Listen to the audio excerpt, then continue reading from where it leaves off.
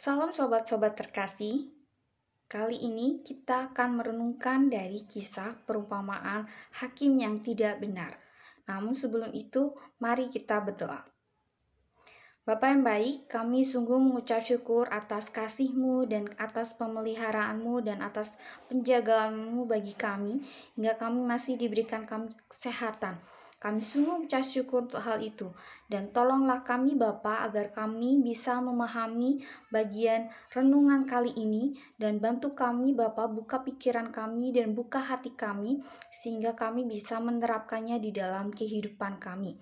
Dan inilah kami, Tuhan tolong. Dalam nama Tuhan Yesus kami berdoa dan mengucap syukur.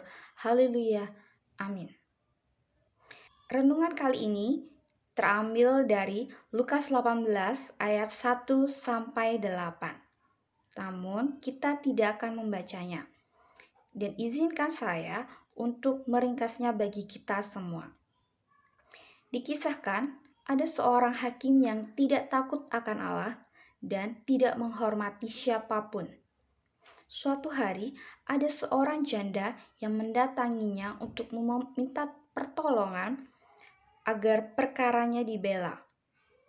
Hakim tersebut jelas menolaknya. Namun, janda ini mendatanginya kembali untuk meminta pertolongan dan sang hakim kembali menolaknya. Penolakan yang bertubi-tubi tidak membuat janda ini menyerah. Dia terus mendatangi hakim untuk meminta pertolongan. Hingga akhirnya di ayat kelima dikatakan bahwa hakim tersebut memutuskan untuk membela perkara janda. Apa yang bisa kita pelajari dari kisah ini? Ketekunan. Meskipun rintangan dan kesulitan membuat seolah-olah kita tidak melihat jalan keluar, namun kiranya kita seperti janda ini yang tidak mudah menyerah. Karena hakim yang tidak benar saja, hakim yang adalah manusia biasa, bisa luluh oleh karena ketekunan sang janda. Apalagi Allah kita. Allah kita adalah Allah yang baik. Dia akan mendengarkan seruan doa kita yang kita adalah anak-anaknya yang kita panjatkan siang dan malam. Oleh karena itu, ketika kita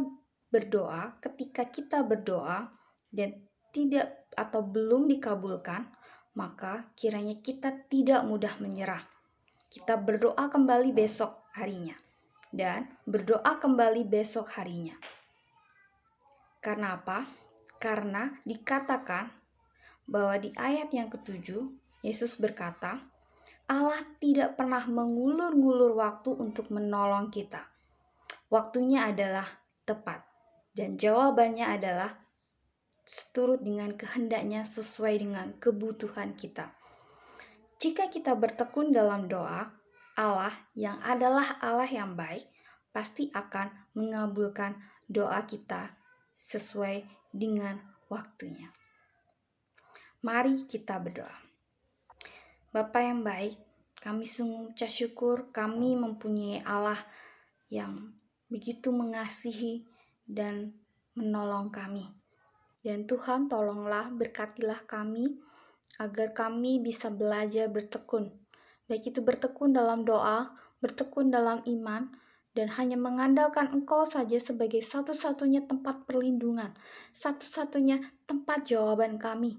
Tuhan tolong kiranya kami di dalam kehidupan kami menghadapi kesulitan, menghadapi tantangan, biarlah kami tidak mudah menyerah, dan biarlah kami terus melihat kepada Engkau, dan hanya kepada Engkau. Tuhan, berkatilah kami agar kami bisa bertekun di dalam kehidupan kami. Dan inilah kami, dan inilah anak-anak-Mu. Tuhan berkati. Dalam nama Tuhan Yesus kami berdoa dan mengucap syukur. Haleluya. Amin.